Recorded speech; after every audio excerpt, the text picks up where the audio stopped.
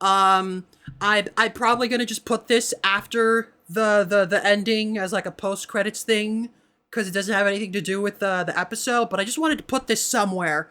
So I recently purchased a Ranma 1/2 art book. Oh boy. It's really nice. I have a surprising amount of things to say about it, so I'll probably go into detail in like a future episode. But the thing I wanted to note is that it arrived in the mail and it came with a handwritten note in Japanese. I was thankfully able to translate it with my phone. So thank you, Google. I guess you did good for once. Yay. And the message basically translates to, it starts off normal. It's just like, hello, thank you for your purchase. We hope you enjoy.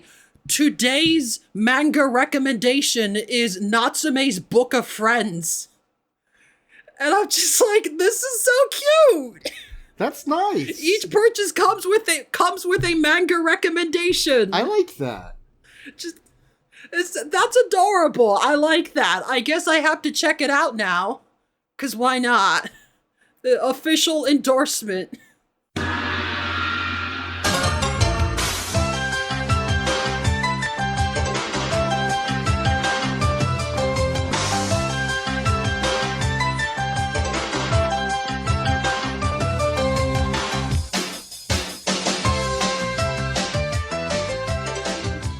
Good news, everyone.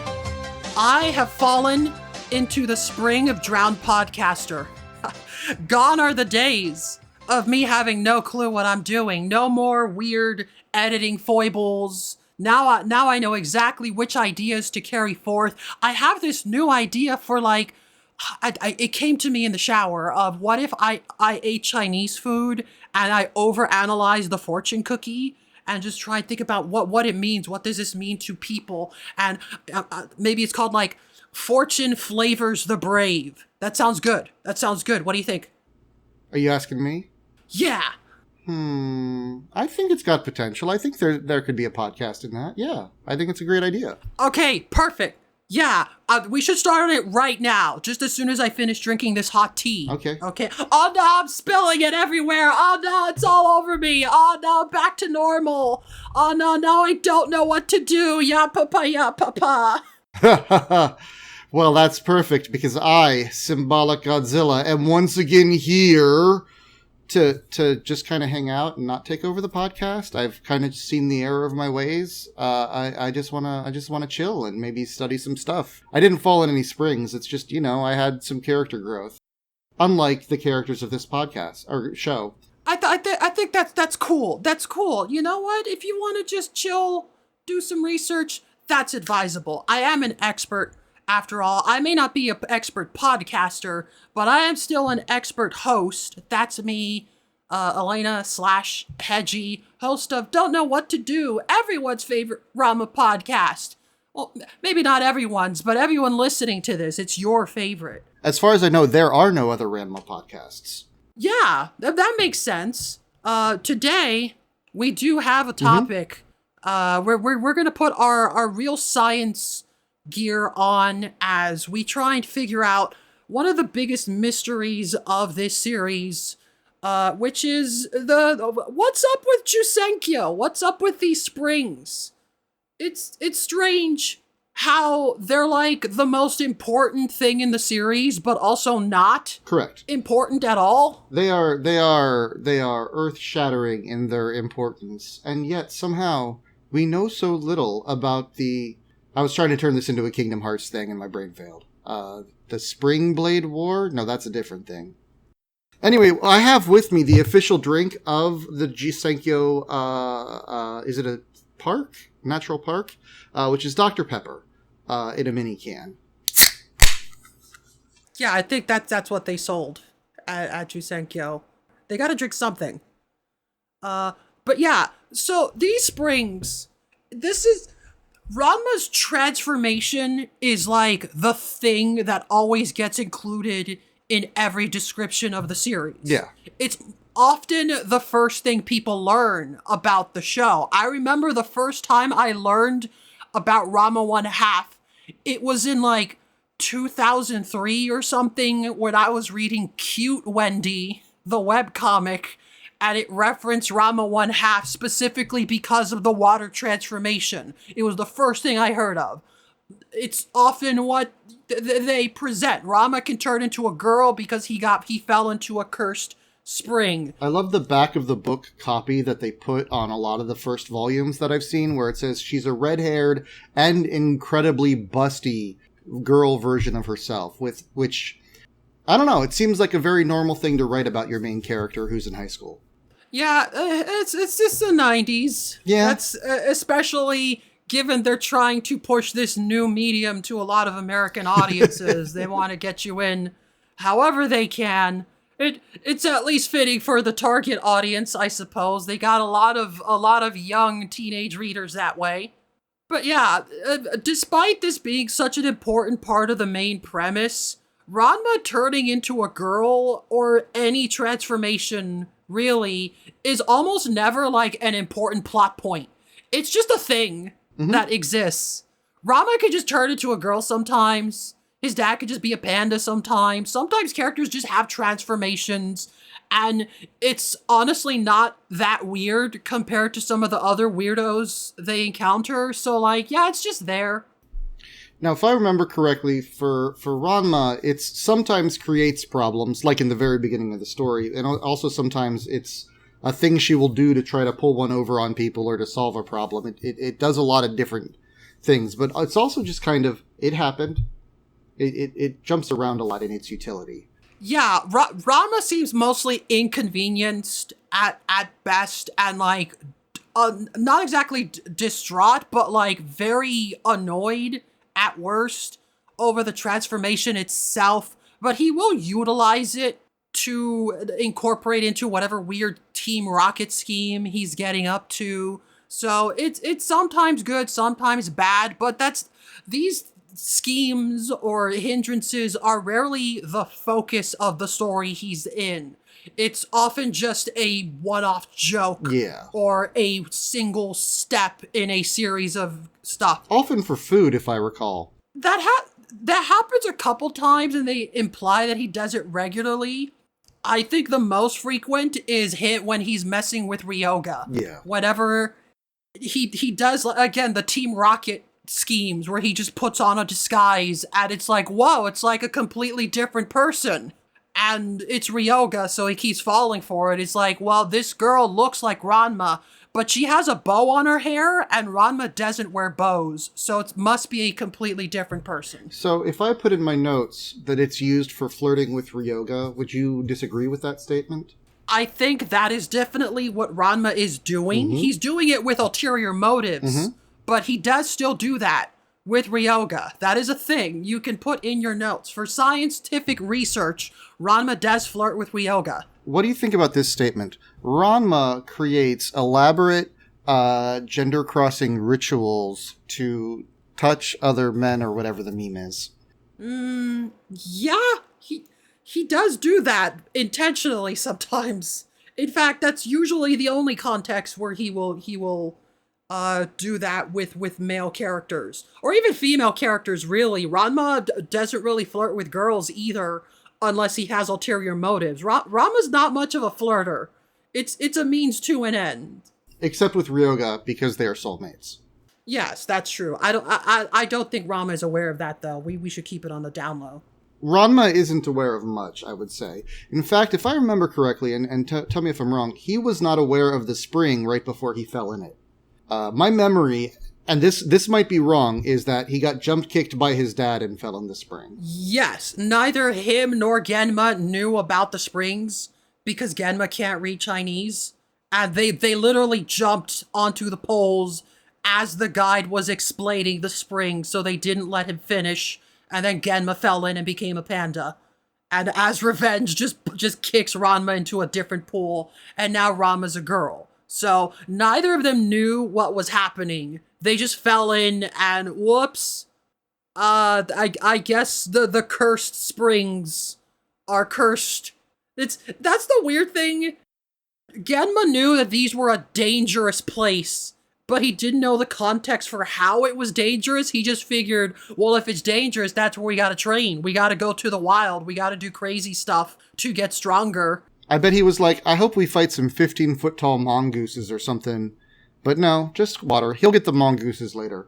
Yeah. Who knows what he was expecting?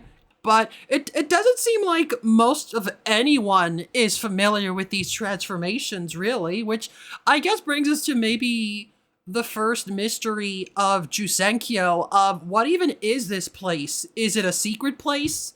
Is it just public knowledge that there's just springs over on that mountain valley that you don't go to, or you do go to, because sometimes characters will just be hanging out, just walking along those mountains, and oh hey, here's Jusenkyo. It just seems to be a place with a tour guide. I wonder if it's like was set up as like a historical or heritage site, but no one really visits it that often. Like, I live in a state where the Civil War was fought fairly intensely. So you can go to this, like, here is a house and a field where lots of stuff happened. And there's someone there who can tell you about all the stuff that happened and all the people who died here. And it never gets visited except maybe by elementary school kids. But money goes into maintaining it. And there's signs. And occasionally there's reenactments. And nobody cares. But if you ask them a question, they get super excited. Yeah. And that, I wonder if that's what's going on. Maybe. There is a guest book we find in one of the stories, which I think is funny, because all of the main characters signed it at some point. Like, a villain tracks them down via the guest book. So we know that, like, as annoyed as Ranma and Genma were, once the guide is like, by the way, do you want to sign the guest book? They're like, oh yeah, sure, let me do that real quick. Just, it doesn't seem like a bother. And we do know that the Jusenkyo guide continued to take Ranma and Genma on a tour afterwards, because that's how they found the Amazon village where they met Shampoo. The guide was still with them. So the early implications, I feel like in the early chapters, it treats it almost as if the guide is just a travel guide and Jusenkyo was just one of the stops along the way. But then later chapters imply that he lives at Jusenkyo and he takes care of Jusenkyo specifically. This is his job, is the Jusenkyo guide. Maybe he also takes them around to like vineyards or whatever the equivalent would be in that area. Like, yeah, I got the springs, but here's a local shop we can go to. You know, I can take you to this nice little like coffee place. You know, it's cool. If it doesn't get that many visitors, it would make sense that he would just show off other stuff in the area. Like, hey, a few mountains down that way, we'll see the Amazon village. Over there, that's the other place or wherever. Just casual stuff. The obvious answer is Rumiko Takahashi probably did not think everything through. There are some inconsistencies with that first flashback scene of Ranma and Genma at Jusenkyo, including really minor details you wouldn't think matter, like the fact that Ranma has his hair in a ponytail instead of a pigtail. And then, like, 100 chapters later, it's revealed that, oh, that's because he didn't start tying it until after he was cursed, because of this weird subplot. Here's my question for you, though. Why are you gonna do Rumiko Takahashi like that? Do you know how much work it would be if she had to go back and reread the flashback in the first chapter instead of just making up the details on the fly as she goes? I mean, you know, it's hard. Do you think she has assistants to do stuff like that for her? Yes, probably, but... Yeah, I do like to think that sometimes the stories she comes up with are motivated by that. Like, I can't confirm this, but I feel like she drew that flashback first before anything else, and that's why certain details are off, like Ranma's slightly off model compared to the rest of the chapter. And I feel like maybe at some point someone asked her, like, hey, how come Ranma's hair is different in the first flashback? And she's just like, because before he went back to Japan, he met a guy that fed him this, like, hair growth soup or something, as, like, it's a good thing you're a girl, because if you were a man, it would give you, like, a hair curse that makes you bald or something. And Mama's like, uh-oh, but I am a boy. You just haven't splashed me yet. And so now they gotta tie it with a little hair thing. And that's why he suddenly has a pigtail when he comes back and he didn't have it before. I feel like that was her thought process. Just someone asked her And she's like, I can make a story about that. There's a thing where a lot of times there'll be like a preview chapter or a draft version of a chapter for a lot of these things. You know, it's a one-off, and then they decide to turn it into a series later. And I wonder if some of that is what's going on in the first chapter of Ranma, or the first couple chapters of Ranma, just because there's that, because of that off-modelness where she like maybe was, here's a one-off, because she's done a lot of short stories, you know, a lot of one chapter or just a couple chapter things. Yeah, there are a couple anthologies under her name that aren't full-length series. So, like, yeah, maybe she did have, like, a previous version of what became Ranma and then eventually revamped it. But because this part's a flashback, she's like, hey, I can reuse, like, these 2 to 4 pages. God, what a slacker. It's just a flashback, so I could just keep that the same. Why would she do that? She's such a slacker. She needs to work harder. Yeah, those early chapters very detailed, by the way, more so than later ones. Like, there's just more shading to the characters. The Japanese manga industry, famously very easy place to relaxed pace of work, not intense and debilitating. Yep. Would you mind if we shifted gears to talk about the girl that Ranma turns into before we move on from Ranma? Because I'm very interested in this. Well, that's the thing. We started with Ranma because he's the main character, and I was kind of talking about how, like, it's such a big deal for Ranma turning into a girl, but it's almost never plot relevant. The springs are just kind of there. So I kind of also just want to talk about the springs in general. Certainly. Like, before we start breaking down all the characters, like, we will come back to Ranma because there's other things about Ranma that connect to other characters. I'm just very curious about the people who drowned in the spring before, because we know very little about it, and I'm curious what details we do know, generally. But that can be saved. Yeah, that is something I wanted to bring up, of like, so I've seen it mentioned here or there, including on the wiki page I have open so that I have a convenient list. But like, apparently the Japanese word used in the original can be translated to other things besides drowned, which sometimes raises question. Now, I will also point out that in the beginning, when Ranma and Genma fall in their springs, the guy literally says, there was a tragic story of someone who drowned here however many years ago. So, like, through the context clues, I feel like drown is probably the most appropriate word there. Otherwise, what's tragic about this story? He doesn't give any details. He just says, someone drowned here. That's the tragic story. It sounds like drowning is part of it, but also we have at least one example confirming that the person doesn't have to die for the spring to gain their essence or whatever's happening. Wait, just to be clear, are you saying they do have to die or they don't have to die? We know there is one time in the series where we see a spring get made and the person does not die. Okay, wow. They're just tossed in the spring and they pass out, but the spring still is infused with that person. Whoa. Which we'll get to that, but like, yeah, the idea of, well, they don't have to die, but also they did pass out, so maybe that's also part of it. And like, I guess technically that counts as drowning, and you just survive the drowning. Someone resuscitated you afterwards, but I don't know. It's interesting, especially now that I know that there is potentially a translation issue involved as well. I mean, I do know that the English word drowning, you don't have to die from drowning to have drowned. It's just a matter of, I believe, having water in your lungs. And yeah, so you could be resuscitated from that. So who knows? Then there's the other question of like, what's the deal with these springs? Because there's a lot of things of like, well, what's magic? Is it the valley itself? Is it the water? Is it something making water magic at this location?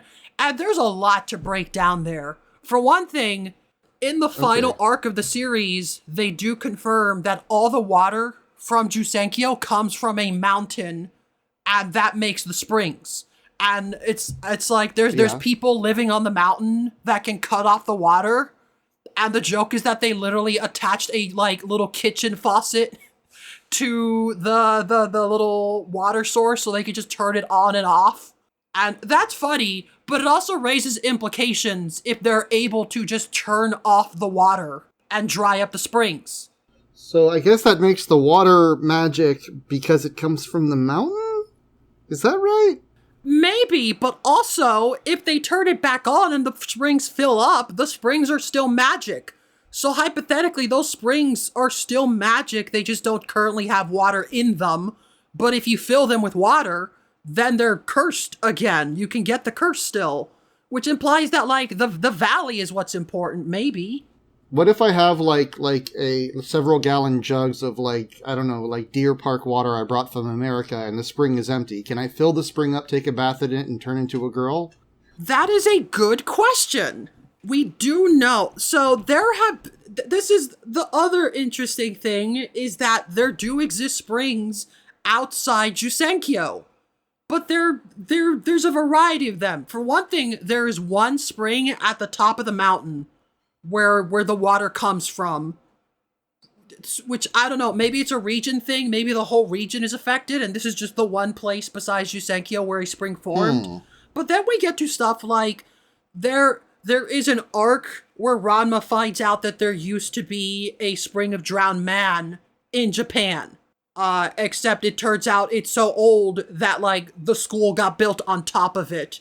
So you have to try and sneak in and dig under the girls' locker room to get to the spring. And the punchline is he gets to a sign that's basically like, "Thank you for your patronage. We regret to inform you that the Japanese Nanichuan is currently being shut down, but the original spring in Jusenkyo will still be active. Thank you for your patronage. We apologize for the inconvenience." Just like a very clinical sign. It's like, yeah, we're closed. No more spring here. Go to China if you want to see the original. Oh, that's not customer service. But it does imply that the spring was real. It was here at some point before the school was built, and there was a sign being like, well, the spring here is gone, but the original spring is still active. You can go there. Which implies that this was more like a pop-up spring, like just to advertise Jusenkyo. And it's sourced from Jusenkyo, I guess? Maybe? Do we know? I guess. We don't really know because it no longer exists. Ranma just finds the sign, which again predates the school being built. Who knows how long that spring was buried underneath a foundation or whatever. It could be hundreds of years old at this point. We also don't know who would have done it, who would have built it. Yeah, that is the other thing. If it references Jusenkyo and says, hey, you can still go to Jusenkyo, it presumably sounds official. And it's also official because it is in the manga. We're gonna get into multiple continuities here because the anime and the manga do stuff differently. There's filler in both that do different things. So there's a filler episode where the Jusenkyo guide is in Japan on vacation, and they meet him, and then he pulls out some doodads, weird little cathodes, like he's dowsing or something, and he concludes, oh, the conditions are right to make a new spring. The implication being that there is some kind of weird mystical condition sets that need to be met in order to make one, and he has to actually be at the location to, like, sense stuff with his weird radars and scanners and doodads, but once he's there, he can confirm, oh, we can make a spring, if you guys want. You guys seem like you would like that. And that's weird, because he gets to just pick the curse, and he talks as if this whatever spring he makes will be connected to the original. So I think the logic there is that he can make a new spring, but it has to be a copy of an existing spring at Jusenkyo. Interesting. Using whatever weird magic ritual he can do. It's strange, but that seems to be what's implied here. Also, they never confirm if he can do this or not, but at one point, Cologne is like, by the way, Shampoo, we should ask him if he can then turn it into a Spring of Drowned Girl so that you can also undo your curse. Which implies that it could be more than one curse. He can just be like, okay, Spring of Drowned Man, go. Okay, you're all cured. Now it's Spring of Drowned Girl. Now Shampoo can jump in. And he can just turn it into anything. Again, he never confirms if he can do that or not. They just mention that they're going to ask him afterwards, which never happens because, of course, wacky shenanigans interrupt the ritual. And he's like, oh, too bad. Well, we could try again later when the time is right. It should be in about, 500 years. We can try again. Good luck. I mean, Cologne will still be there. She might still be there. Who knows? But yeah, that one is especially weird with its implications that you can just make springs this way. But also, they were going to make, he had to turn an existing body of water of sufficient size into a spring. And they were going to use the pond in the family's backyard, which sounds like a terrible idea. Yeah, pretty bad. I have some thoughts about this. Yeah.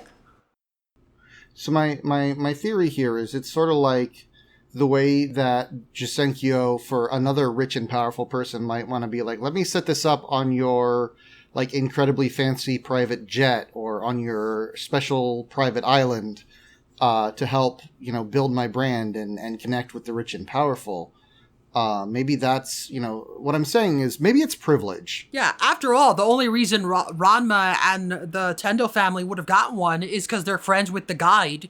Mm-hmm. It's not like anyone could just be like, I want a magic spring. It's like, no, this guy knows us. So we're going to ask him politely. And he's like, yeah, sure, why not? But that's the springs. The only other interesting thing about the springs in general I can think of is... you can apparently make the curse in powder form. This comes up a couple times, where you could just have a powder that's instant Jusenkyo, just add water, and just pour the powder into a body of water. Now, do we know how to make the powder?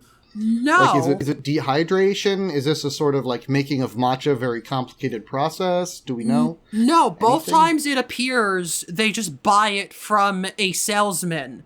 And do we know if that powder is made from authentic Jusenkyo water, just less of it? Who knows? Or how? These salespeople just have the powder, and you can buy from them. These are some of the questions. If we ever manage to finally capture Rumiko Takahashi in my death dungeon, we might be able to get some answers for. But otherwise, I think we're never going to know. I mean, not death dungeon. I'm past all that. I'm reformed.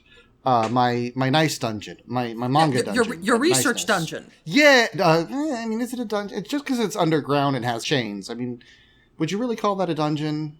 You could do research anywhere if you're a person of science, really. It's a research spot. Spa. Let's call it a spa. Yeah, that sounds great. Springs. Yeah, it's a research spa. Ooh, very fitting. I like that.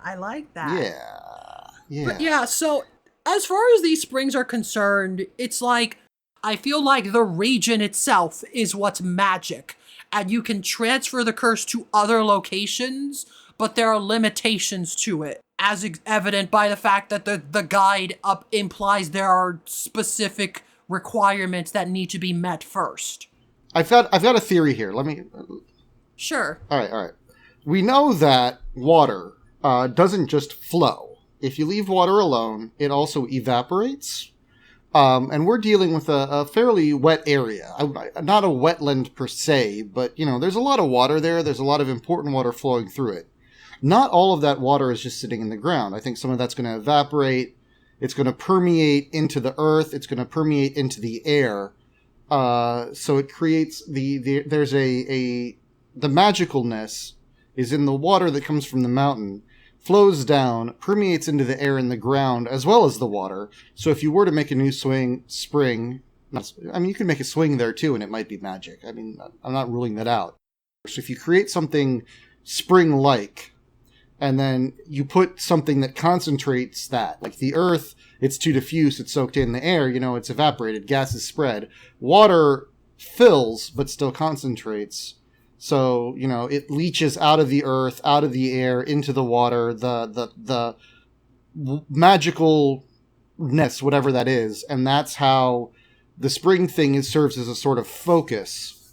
So, for example, if you were to take a barrel and fill it with water, maybe that would also create something, but there's probably some mysticism involved, and I'm trying to be scientific about it. So that also might not work, because then you would have the whole, it can't just be like a knockoff crappy barrel. It's got to be something that feels like a spring, that has the essence of springness in it. Otherwise, it's not mystically empowered. And the essence definitely stays, because again, they can turn off the water and dry up the springs and then turn the water back on without interrupting the curse. You don't have to re-drown things with the new water. It's the same spring, but with new water. So it definitely sounds like whatever is containing the water has some of the magic properties in some way. You could almost, I'm wondering if you could almost see it as a sort of supernatural chemical spill that has impacted the environment for centuries coming out of the mountain. Yeah, and whoever controls the mountain controls everything. Again, it's all about privilege, really. Who are these people to build a water tap that can just turn it on and off however they please? That makes me imagine, okay, Dune, water's important in Dune. What if they said, he who controls the magic gender change water controls the universe, and that's what Dune was about? Just think about that for a second. A lot of individuals who end up with transformations, even if the transformation itself isn't important, they do the characters themselves might become important to the story, the narrative. There's very little, it's just some guy here that can turn into a horse and he's just living his life. If there's someone who transforms, they'll be up to something. But that seems to be the overall quality of the springs. And already we're getting into some questions without even getting to the specific examples. Yeah. Because then once we start getting into those, that's when we start getting the contradictions. And there are different types of contradictions. There's what I call the sloppy contradictions and the funny contradictions. Rumiko Takahashi tends to prefer the latter, where sure, it might not make sense if you remember a thing from 200 chapters ago, but if you point that out, then you just become the guy from that Itchy and Scratchy joke. You have to be that guy to really point it out. But then there's sloppy contradictions where sometimes, no, the plot doesn't actually make sense. And that tends to sometimes apply to the anime exclusive stuff. Interesting. Where they just did whatever. Rumiko Takahashi will create contradictions if it results in either something funny or if it involves something that would kind of slow down the plot or be annoying if she did interact with that aspect. And it's just whatever, we're just having fun. Okay. Makes sense. So the best way to look at how Rumiko Takahashi handled the spring is we look at the main cast, mainly what I've seen the fandom refer to as the Jusenkyo 5. The 5? There are 5 main characters in the cast who can transform. Every other transformation is usually a one-off villain or a minor recurring villain or just a little 1-second gag. But the main cast has 5. You got Ranma, Genma, Ryoga, Shampoo, and Moose. And most examples of transformation come from these 5 characters. If there's a character transforming on screen, it's usually one of these 5.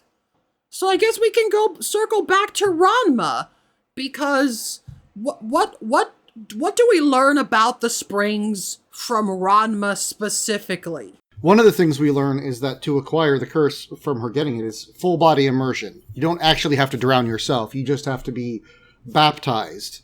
Not even ritually baptized. Just you fall in it. Yeah. There is an example later on that suggests that the amount of water that gets on you is important. There are examples of water standing in a puddle of water and not transforming. Interesting. So it implies that there needs to be some kind of submersion of pouring the water onto himself. An anointing. He can't just splash his hands or something. Yeah. And so yeah, and then you also raise the question of the original drowning girl, which is the golden question.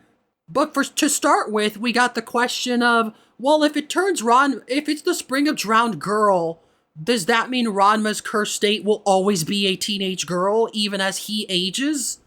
And also, does he turn into a clone of the original girl and she just happens to look like him? Or does he turn into a girl version of himself? How much do we know about that? Both of these questions eventually get answered. All right. So tell me, I'm so excited to learn. Well, one of them's got a bit of an ambiguous thing, but we do eventually meet another character that fell in the spring of drowned girl.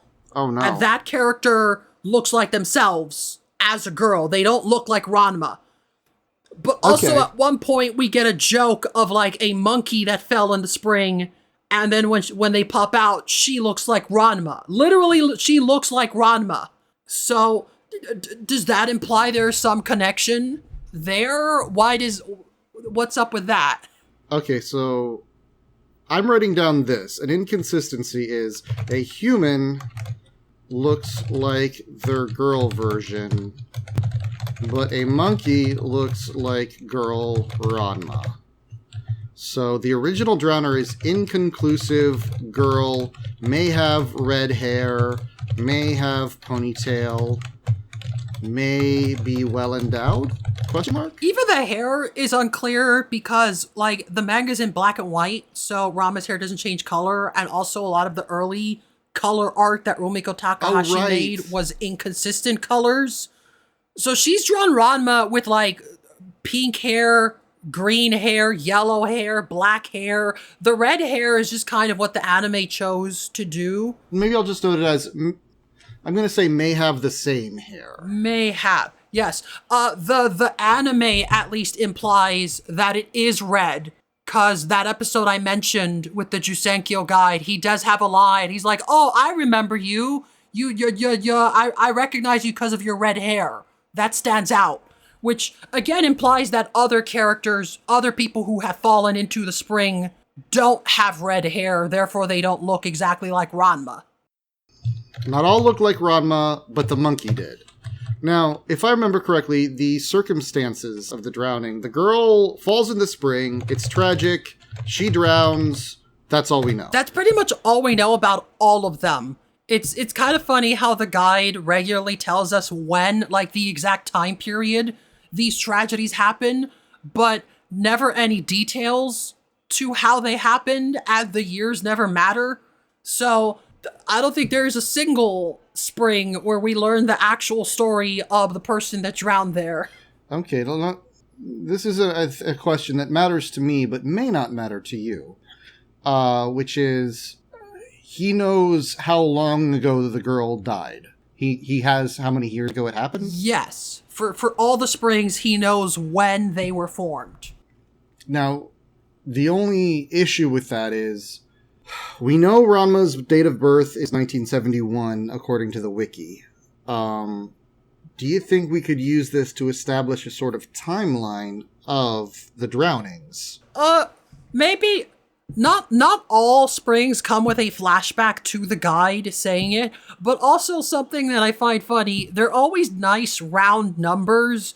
It's always 2,000 years ago, 1,200 years ago, 1,800 years ago. But then occasionally we get a weird one where it's like, yes, this person drowned 1,991 years ago. And it's like, well, wait, if that's a specific number, does that mean all these other ones are exact numbers? They're always exactly round, even numbers in the hundreds, and they always just happen to be spaced out a couple hundred years apart, except for like this one or two.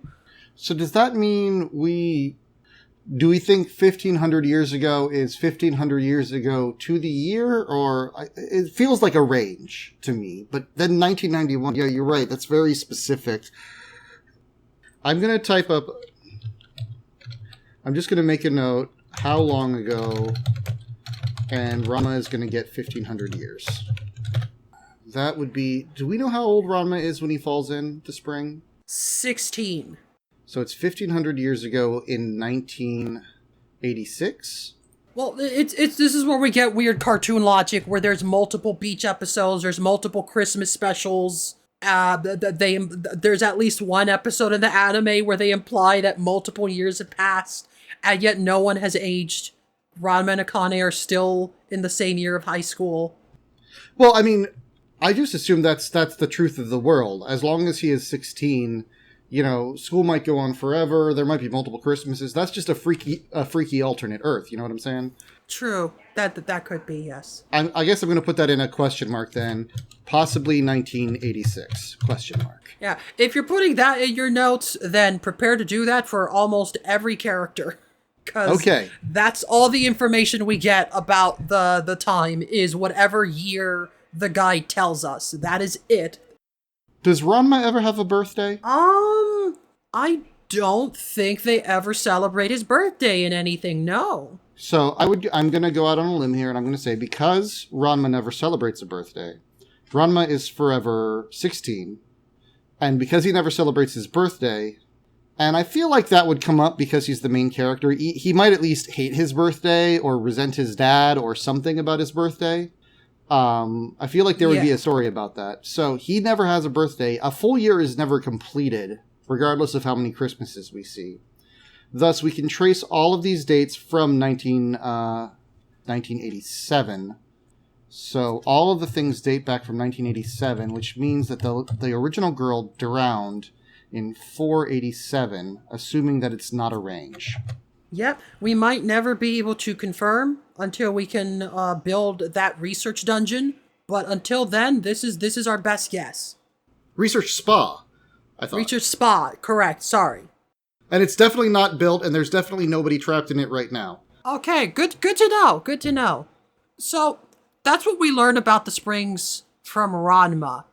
Okay. But then we get the other characters. The most notable being Genma, because he gets cursed at the same time as Ranma.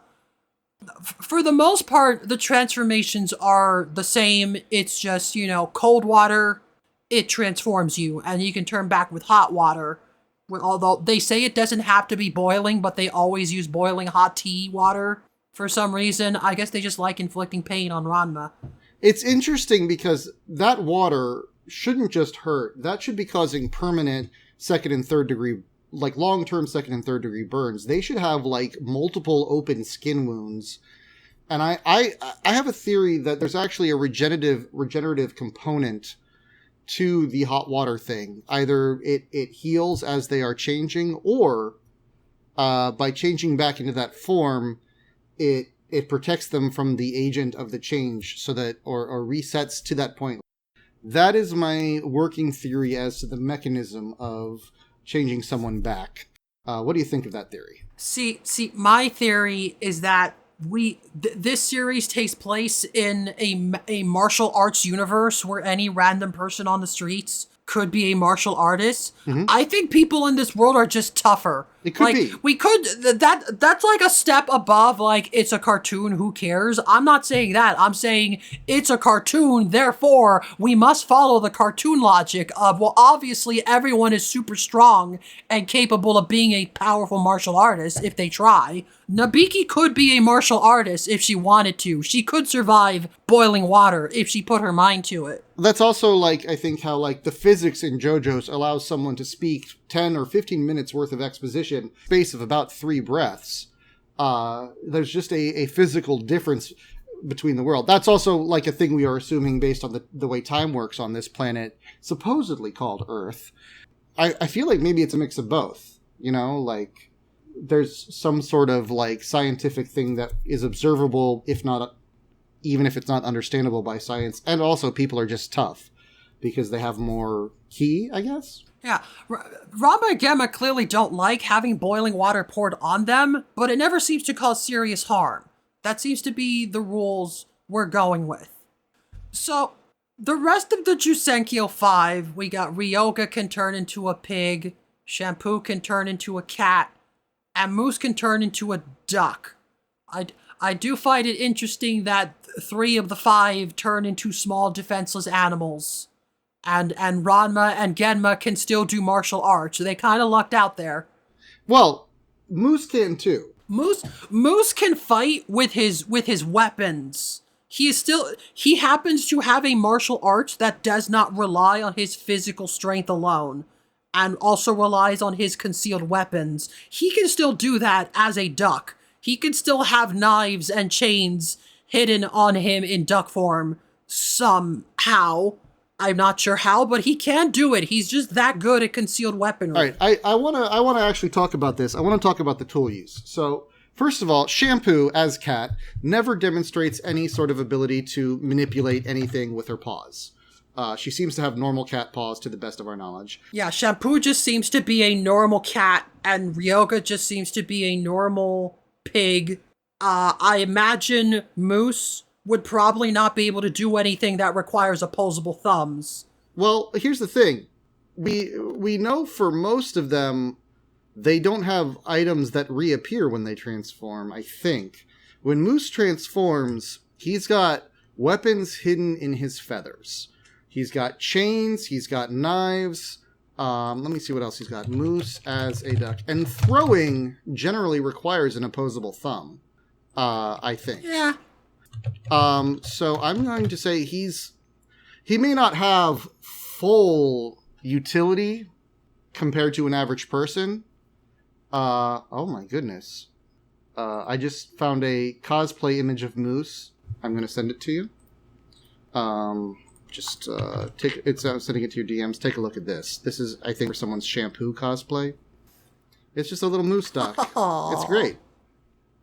But you'll notice this cute. Moose is incorrect because you cannot find any hidden weapons there.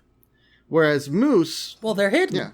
Moose can wear and adjust his own glasses as a duck, despite not having ears, and can throw chains and knives, which are kind of hard to throw, even if you have opposable thumbs. So I'm going to put him down personally.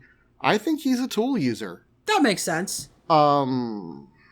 I want to share another image that I really like, which is just, I think it's before they know about Moose, just because it has the line, "That glare, that ain't no ordinary duck." Yeah. Okay, so he can use tools unlike a normal duck. We don't know the extent of that tool usage, but he's got a lot of it. And Genma either has his pandas, I believe. Let me go look up a panda paw. A panda paw is a paw. It is not bendable. It can kind of pick up bamboo, but it just kind of holds it steady while it's eating. And bamboo is light. I don't think it's very heavy. So the fact that Genma as a panda can lift up a sign and hold a marker to write new signs tells me that he's got a lot more manual dexterity than the average panda. In fact, he does things that I think are impossible for a normal panda. So I'm going to say that Genma and Moose, they don't turn into a panda and duck. They turn into a mutant panda and a mutant duck. See, once again, I like to bring back that this is a martial arts world. I see those as a sign of Genma and Moose's skills as a martial artist. Because then you get to Ryoga, who is completely defenseless and unable to do anything as Pichon in his pig form. He can't break stuff like he can in human form. He can't seem to move stuff. He tends to carry things on his back. I feel like if Ryoga tried, he could do it. But Ryoga tends to have the mindset of, I have been cursed. How could Ranma do this awful thing to me? Now I am defenseless in this form. I don't think Ryoga is trying hard enough to use his skills as a martial artist in order to overcome his limitations as a pig. I feel like he could have extra dexterity if he did put in that effort that Moose and Genma seem to have had. What it sounds like you were saying is that every animal on this planet, given the proper martial arts training, could potentially turn their non-opposable paws into something that allows the use of tools if they tried. Is that what I'm hearing? I think so. I think that's what we're going to have to go with here. I don't think any of these questions have anything to do with the springs and are more about the individual. Well, I think I'm some of this is about the physics of the world, because we see in addition to the signs, like Genma can clap his hands, he can hold things, he can wash himself in a bath, he can hold a cup and drink from it without spilling it. He's functionally human despite being a panda with his hands. He is a very major tool user, and if that's not based on to me, that seems important to the transformation, but it sounds like that's about you can use martial arts fighting spirit or training to overcome a physical limitation. Yeah, I think it's the spirit. I think because of his spirit, the only limitation Genma has in panda form is his inability to talk. Right. So that's enough about tool use. I feel like we've got a good sense that it's actually that tool use is very unimportant to these transformations because it's more about the natural world. Well, maybe less about the tools, but also you talked about, like, well, for example, Moose still has his weapons on him, but what happens to his clothes? The clothes seem to be the biggest inconsistency among the main cast. Because sometimes they keep their clothes, sometimes they don't, sometimes it's still there, but they're not wearing it, sometimes it disappears completely. My understanding for Ranma, and I'm going to start with Ranma, is that when Ranma turns into a girl or a boy, he is wearing the same clothes as he was wearing before the transformation. Now, the opposite of that is my impression for Genma, where I believe, and this could be wrong, that when Genma turns into a panda, his clothes vanish. Yes. With one exception. And that's the flashback at the start, where Ranma has a ponytail instead of a pigtail. That's another inconsistency with that scene. Because in that first scene, when Genma pops out of the pool, he's still wearing his training gi top. Not the pants, though. The pants disappear. But if he still got the top part, then maybe the pants fell off. But he still has some of his clothes in panda form. And that is the only time that Genma's clothes don't just magically disappear when he transforms. When he turns back from panda, is he clothed or is he running off panel to get dressed? So Genma is pretty much universally clothed when he changes back. So again, outside of that first flashback, the rules for Genma are he turns into a panda with no clothes and the clothes are gone. They just vanish. And when he changes back, the clothes magically appear back on him as they were before he transformed. I wonder if that's something about, again, I'm curious if that's about the nature of the curse or the animal or the circumstances of drowning. But I don't know. Now, for Ryoga... Yes, Ryoga is the opposite of Genma, where his clothes continue to exist. He's like in his clothes a lot of the time when he transforms. Yes, oftentimes he will transform and he will be in a pile of clothes that he can no longer wear because he's too small. And then he'll just have to carry them on his back or something. The band... Oh my gosh, that's a tool use sign. Because he can fold the clothes and put them on his back. True. He does pack them up when moving them. That supports your... Okay, so that almost obviates the entire column. Not to relitigate that whole thing, but that's very interesting. Now, for the one clothing choice for Ryoga that seems consistent is his bandana, which if I remember... I don't remember where he gets the bandana. My impression is he has it universally when he's in pig form. Yes, he just already has a bandana, and when he turns into a pig, the only clothes he still has on is the bandana. It is tied around him.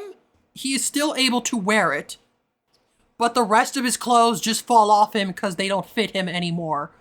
Is there also a human-sized bandana?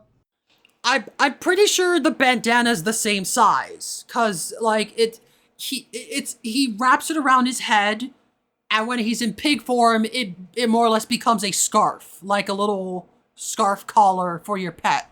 I might be wrong, but I feel like the pig bandana is a lot smaller, but I don't have knowledge. It will probably be smaller if you compare the size Maybe. It's unclear. Also of note is the one time in that one figure skating storyline when the character puts a collar on him in pig form and he changes back, the collar is still around his neck, which I always found weird because I felt like that collar would be way too small, but it still fits him.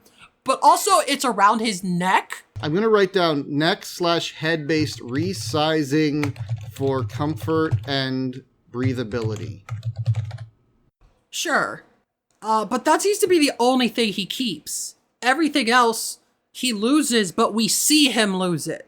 The clothes still exist, he's just no longer wearing it, as opposed to Genma's, which just vanish. Genma is also the most experienced martial artist of these 5, so I'm wondering if that's some sort of martial arts training or spirit thing coming into play. Like maybe Ryoga's powerful but untrained fighting spirit allows him to have accidentally stumbled upon this one ability that no one really notices, but is amazing from a physics perspective. Well, there is one other thing of note. The other thing about Ryoga, and this is something he shares in common with Moose, when the two of them transform back, they're naked. Ooh. Every time. Always. They're always naked when they change back. And I bring this up because Moose's clothes also disappear like Genma's when he turns into a duck. We don't see Moose's duck form in a pile of clothes. They just disappear, but when he turns back into a human, the clothes are gone. Here's my thing on that. His glasses and his hidden weapons are unaffected by that. Yes. Once again, headwear and tools seem to stay consistent. Ryoga still has his backpack, which he can carry where he keeps his stuff. Now, okay, the backpack, does it resize to fit him as a pig? No, it is still a human-sized backpack, which is why he's shown struggling with it. And there are often situations where he couldn't have possibly gone to fetch his backpack, but he just has it again in the next scene. So we can just assume that off-screen, he is just leaving the backpack and his clothes somewhere to pick up when he's available. So he's strong enough to move the backpack, but it's still awkward. Now, Shampoo, there's a very notable scene where we see her change back and not have any clothes. Yes. Is there a counter scene to that, or is it always like that? There are times where typically we don't see Shampoo changing back. It's very rarely seen because oftentimes, because she's a cat and Ranma's scared of cats, usually Shampoo turning into a cat is a punchline. That's how scenes end. So we don't actually see her transform back very often. When she does, she's usually naked, but there are also times where like she's just back. And I guess she got her clothes back off screen. We don't see her transform, but like it's pretty quick. It tends, she seems to be the most affected by the rule of funny. Whether or not Shampoo changes back and is naked seems to be proportional to the likelihood of Akane seeing Ranma with naked Shampoo and getting upset. Shampoo's nudity is intricately linked to Akane. Clearly. Most of my memory of Shampoo turning into a cat is she enters already in the form of a cat, but you just talked about her changing as a punchline. My memory of those things are, again, the clothing disappears. She's just fully cat. Yes. Ryoga is the only character who consistently has his clothes around. Ryoga and Ranma. Yeah, there are other human transformations, but of the characters that turn into an animal, Ryoga's the only one that consistently keeps his clothes. But Heiji, humans are animals. Owned by facts and logic. That is true. I've owned you with facts and logic. Oh No, that's the old way. Relax, calm, deep breathing. Just like Dr. Tofu said. Peace. Yeah. Peace. Now, we talked about how the original girl, we don't know what she looks like, but in general it seems to largely lean on, apart from animal jokes, you look like yourself as a girl. Is that true for... Do we have any information for panda, pig, cat, or duck? So, cat shampoo has the same bangs as regular shampoo, which always looked weird to me because, like, it's weird that the cat has, like, hair on her head. But the rest seem to just transform into just regular default animals. Ryoga just looks like a normal pig and doesn't seem to share any traits with his human form. Same thing with Genma turning into a panda and Moose turning into a duck.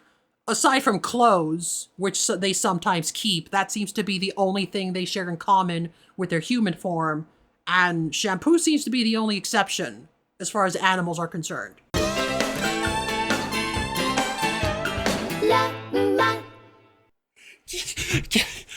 Guys, it's Elena from the future here. I was editing. It's very important. You need to know. Moose has tufts of feathers on his head that kind of resemble his hair. That's crucial information. Okay. Now we can go back.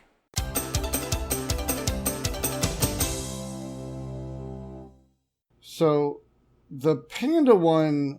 Sorry, before I go to this. So it seems like all the animals look the same except for the bangs on shampoo, but also we're humans, we probably can't tell the animals apart. Just like all humans can't tell animals apart. Yeah, we don't see a lot, like, it's not like we see other pigs. Yeah. Other people that turned into pigs. I want to talk about, if that's okay, how we get these transformations. Because we talked about Ranma, and I think for Genma we talked, like, Ranma kicks him into the panda pool, is that right? Yes, they're fighting, and they both fall as a result of their fight. Although since Genma falls in first, it almost feels retaliatory. He immediately, like, Genma continues fighting even in panda form and knocks Ranma into a pool, despite being able to tell that he is no longer human. Maybe he was so into the fight that he didn't notice, or maybe he immediately realized, hey, what did you do to me? I'm gonna do it to you. I always took it as the second one, but now that we've got this new read of Genma, I almost think that he was like, my spirit is the same. I will counter. And then he notices, is kind of where I'm falling now. Yeah, in the middle of the fight, he probably didn't notice.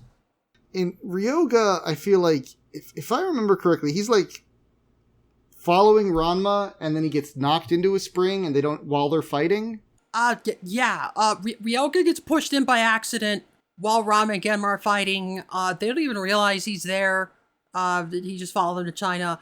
I'm not sure if the specifics of how they fall into the spring are entirely relevant, although now that we're going with this whole fight energy thing, I'm curious if there's maybe some correlation, because we're sort of implying that Ryoga is not very attuned with himself spiritually, and that reflects on his pig form.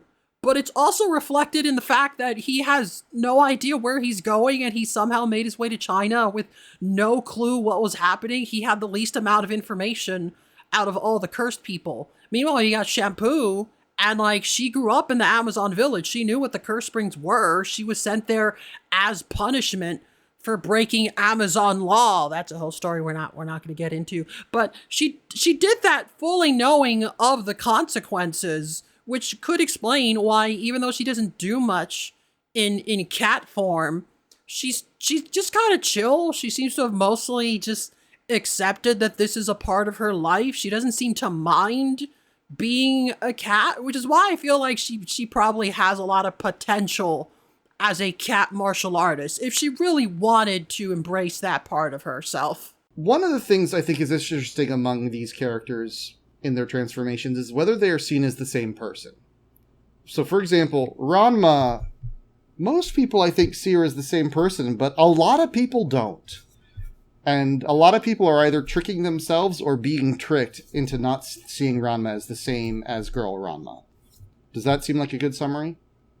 Yeah, typically it's again, the springs are so important, but also they don't matter, because oftentimes when people do find out about the springs, they accept it so easily. Ranma is like, most people don't know that he could turn into a girl because that's not a thing most boys can do. But when people do learn, Unless they're dumb like Ryoga, who repeatedly gets tricked with the Elmer Fudd gambit. But most people are like, for example, Rama's classmates, once the school finds out about the transformation, most of them just kind of accept it like, oh yeah, that's Ranma. He can turn into a girl. In fact, it's unclear if they even know that it's a curse. For all they know, that's just a thing Rama can do. I just want to say that many boys can turn into a girl, just not as quickly as Ranma. But do they turn into girls, or were they secretly girls all along? See, that's the question. Ranma taught us that. Ranma brought about our understanding of gender. It's very important. Ranma is woke. That's what we're trying to say here. And if Ranma was always woke. And I just wanted to throw that out there. If someone needed to hear that, you could, because you are, kind of stuff. But anyway, Genma, I feel like, always seen as Genma no matter what form he's in, except at the very beginning. Yeah, similarly to Ranma, Genma will try and use his transformation to be like, I'm just a panda, don't mind me. I'm just a regular animal. I'm not an intelligent human being at all. And it almost never works because he usually does it against the family that lives with him. And they obviously know who he is. It's kind of just a joke like, oh, don't mind me. I'm just playing with my tire or my little beach ball. I would almost go so far as to say that Genma in his identity is very species fluid. Like, whether he's going to be a panda or a human to do something, it's pretty much however he feels in the moment. Like, he shows up to breakfast, he's a panda, he's eating breakfast, he's using chopsticks, he doesn't care. Yeah. When he and Sound play board games, sometimes he's a panda, sometimes he's Genma. It's just kind of like whatever the mood is. Yeah. Genma seems to have acclimated to his transformation better than any other character, which once again could be a sign of his skills as a martial artist. His martial artist spirit. Less so his strength or his skills, but the spirit. Yeah, he's almost achieved liberation from the flesh, you might say. Yeah. He might have untold depths. Not moral depths, but spiritual depths.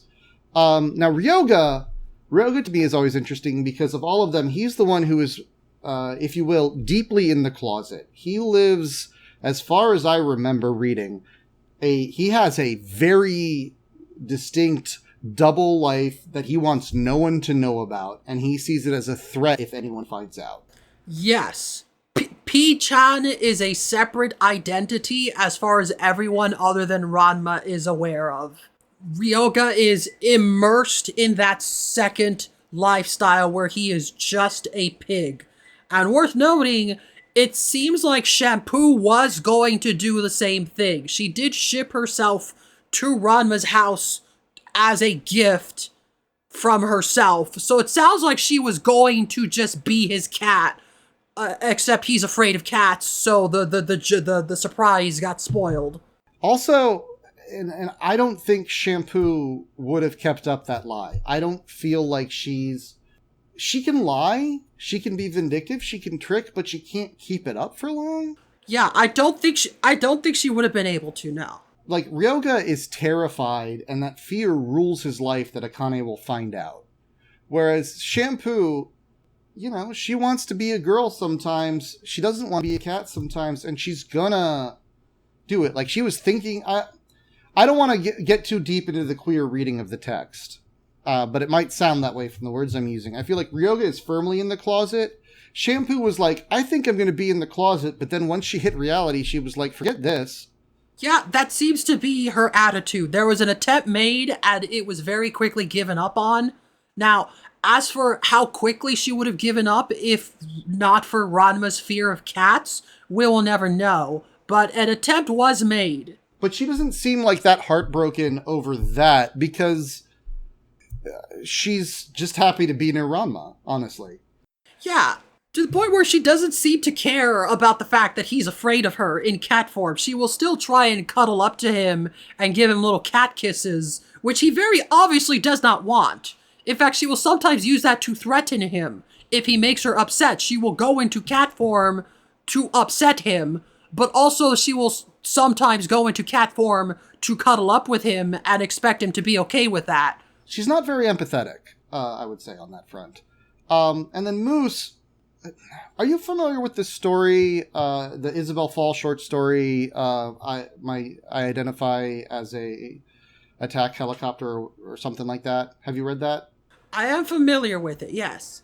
Now, I don't want to litigate that story, but when I was thinking about Moose, and I was thinking about this accidental queer reading of the text that I sort of fell into with this idea of are they the same person, Moose to me is like the protagonist of that story who has replaced his turning into a duckness. It's not a separate identity, but it's not the same person. His turning into a duckness is a weapon, because everything is a weapon. He is a weapon focused on winning Shampoo's love at any cost. So the person part of that is what's missing in a lot of his self-conception, I would argue. He is similar to Genma in that, yeah, he seems to be the most human in his animal form. He will just behave the same as he always did. Mm-hmm. And he will never pretend to be a normal duck. He's just Moose. If he turns into a duck, that's just what's on hand, and he will use that. But he never seems to use it for trickery. At best he will do the same tricks he would have done as a human, like with the concealed weapons. He did, I think the very first time he showed up as a duck, like in the thing I sent you, they're like, wow, that duck sure is dangerous, but then never again. And I feel like this weaponizing of it is important. But also, he kind of panics when he turns into a duck a lot of the time, which results in him running around with a cat and a panda, if I remember correctly.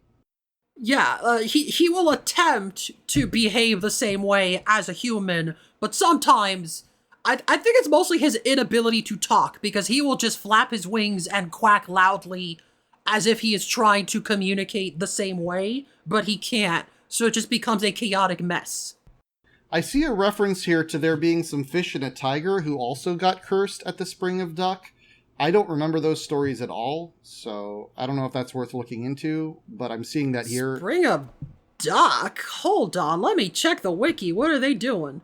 It says here, Spring of Drowned Duck, 1300 years ago, moose, some fish, and a tiger. I don't even know what those are referring to. Yeah. I remember when Moose comes back, he has water from the spring. And he is threatening to turn Akane into a duck as revenge.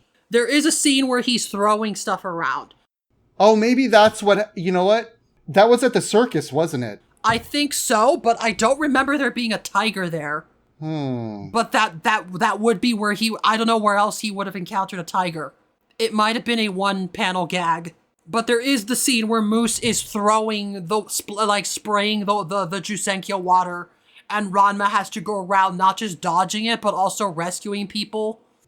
But that also is that also was our first confirmation that you could take water from Jusenkyo and it still has the properties long afterwards. I think one of the things I'm seeing amongst the three of these is that Genma and Shampoo and Moose, one of the main utilities of their animal form is comedy. Ryoga, it's not necessarily drama, but plot. Drama in the sense that there is suspense being applied to the love triangle that is constantly happening between the characters. In fact, that's how he falls in love with Akane in the first place, is because she showed him kindness while he was in pig form. And that was probably the first time a girl ever treated him that way. And that's how Ryoga became our favorite Wooby. Oh, poor Ryoga. Yeah, poor liar. Yeah, he's bad, and yet, you feel bad for it. It's funny, because he's homeless boy. You feel sorry for him. It's weird. He does have a home, he just doesn't go there. Well, can he find it? Not really. He literally has to ask Ranma to help him get home. So we just talked about the identity piece of it, but there's also the story level piece about how these function. I feel like, for example, we've already talked about how for Ranma, it is a problem and it is a solution. It turns out anything goes also applies to gender. So Genma, it can be a problem, it can be a solution, it can be anything. Is that true for all of them? I can't think of an example where Genma's panda form was a hindrance to him in any way. It has only ever been neutral or helpful to him in pretending to be a panda. Like what he say, hiding from his wife, for example. Isn't that also how he beat Ranma in their fight? Yeah, in the very opening scene where we're introduced to the characters, we do see Genma is still able to go toe-to-toe with Ranma, although I don't think the panda form has anything to do with that. Again, Genma just seems capable of doing what he always does, even in panda form. Oh, I was talking about his hug attack that he uses in the later story arc, where he and Ranma have a duel to see who's stronger. He does train while in panda form, but then he uses the skills in human form. He never turns into a panda during that fight against Ranma. He just uses it to train. I didn't realize that. Oh yeah, I just realized during that episode, I maybe did not clarify that. When he's training, he's in panda form, playing with his panda toys, and he says that he's training. But then when the fight happens, he's just grappling Ranma like a regular human. Just to be like, haha, you thought he was just playing, but he was training. At the very least, he may have intentionally used the panda form to hide what he was doing, to make everyone think that he's just being a useless panda, but he was actually practicing his hugging muscles.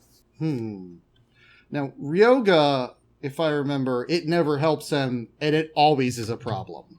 Well, that depends on what you say by helps him. It does bring him closer to Akane. It gives him the thing he wants. It's just that Ryoga is kind of a scumbag sometimes, and he will lie to Akane and manipulate the situation so that he can cuddle up to her in bed and get to sleep with her as a pet. He does benefit from his lifestyle as Pichan, even though usually being a pig is worse. How about only to get close to Akane, make Ranma look bad, and get food? I feel like he's done that a couple times. Yeah, and honestly, those seem to be the only three things he would care about. Well, you know, a lot of times it rains and now he's stuck as a pig and he doesn't want Akane to see. It seems bad for him. So ultimately, Ryoga's constantly creating and solving his problems at the same time. Yeah. Ranma will find ways to turn his problems into a blessing. Ryoga is more like he will dig in there and find the one specific way his transformation benefits him, and he'll coast on that for as long as he can. He's not necessarily using his transformation in a new way or in a way that like fits with his old lifestyle, because again, he's got the double life. I guess you could say the transformation is good for Pichan, but not Ryoga. Now, I'm going to move on, if that's okay, to Shampoo, who I feel like her transformation just doesn't matter. Doesn't seem to. Except for how Ranma reacts, it doesn't matter. Yeah, she just turns into a cat, and she's just, I'm a cat now, and she'll eventually turn back, and she doesn't seem to mind. I don't even think it shows up, except to make Ranma annoyed. Pretty much, yeah. Or if there's a cat ghost that wants to marry her. Yeah. That seems to be the only other time her cat stuff is related. Now, Moose. Moose feels like it's a weakness, but not a problem. Like, he's not as strong a fighter as a duck, but he'll use it if he can. Yes, he'll be disadvantaged by his duck form, but he has ways of overcoming those disadvantages. In fact, it's probably the only reason he gets to stick around, because the arc where he permanently joins the cast ends with, like, Shampoo taking him home, and they have the joke where Akane's like, I guess Shampoo cares more about Moose than she lets on. And then cut to, they're at Shampoo's house, and Moose is tied to a chair, and she's like taunting him. She's like, haha, stupid duck, haha, just messing with him. I think the implication is that Moose lives with Shampoo now, but only because he's a duck and she could just tie him up or put him in a box when she's tired of him. I wouldn't be surprised if Moose doesn't even have his own room. They probably just put like a pillow in the corner for him to sleep in when he's in duck form. In terms of the timeline, the panda appears to be 13 BC, if I'm doing the math right. 2,000 years ago from 1987. The piglet is 1,200 years ago, which would be 787. The cat, let's see, the cat is 1,800 years ago, so that would be 187 AD. And then the duck is 1,300 years ago, so that would be 687. So, okay, so we've got these in chronological order. It seems like the panda came first, followed by the cat, followed by the girl, followed by the duck, ending with the pig. Do you think this means anything? Which is also the name of my podcast, Do You Think This Means Anything? An upcoming podcast where I play through video games as a self-insert of myself making suboptimal choices because that's what I would do. You can follow me on DYTTMA on Blue Sky for information and release dates when it finally comes out. I'm currently playing Citizen Sleeper. I love mushrooms and hate that guy that keeps touching me when I'm just trying to sleep in my metal box. Oh, right, anyway, right. Also, I'm glad you reminded me. I keep forgetting to do these at the end of the episodes. Let's just do this now, out the way now. We do have an email for this podcast, by the way. If anyone wants to send questions we might eventually read, or just things you'd like to hear us talk about, you can send that to ranmapodcast@gmail.com. Okay, sorry, didn't mean to interrupt. I don't want to get to the end and realize we forgot all that, so we may as well put that information in the middle. Anyways, what were you saying? That's ranmapodcast@gmail.com. Yeah. And then I will definitely not give the official answer for the podcast in lieu of Hedgie being allowed to, because I am not, as I said, plotting to take over. I'm reformed now. I'm good. Yeah, good to clarify that. So we're only about halfway done. Well, we got like 5 transformations discussed, at least. We've done 5 transformations, so we've got to be like almost all the way done, right? I mean, I know we've probably like 1 or 2 more to talk about. Let me check. There's 11 more. We might be here for a while. No!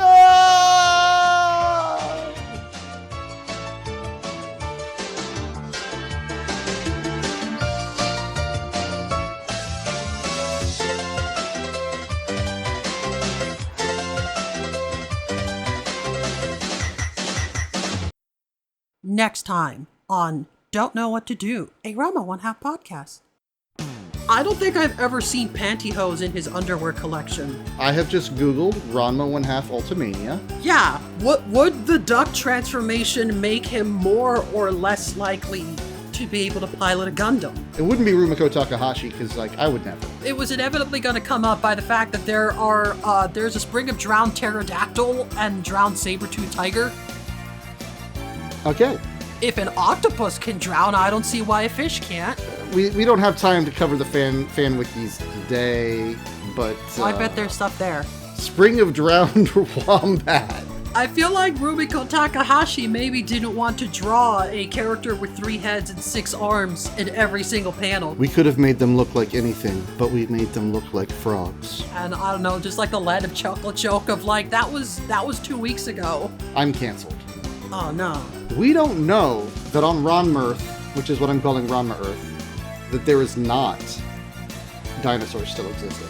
Just to let people know, if when they heard the episode and we just instantly know the numbers, no, we stopped and did the math every single time. Of course we did. As you know, the wiki is never wrong. He is assembling the Z Warriors. Oh, wow. I think she just gives people money and says, do this. Check out TV's Farscape. I hear good things about that. Either way, the mental image of a polar bear somehow making its way to China is just funny. I think this might not be about Ranma at all.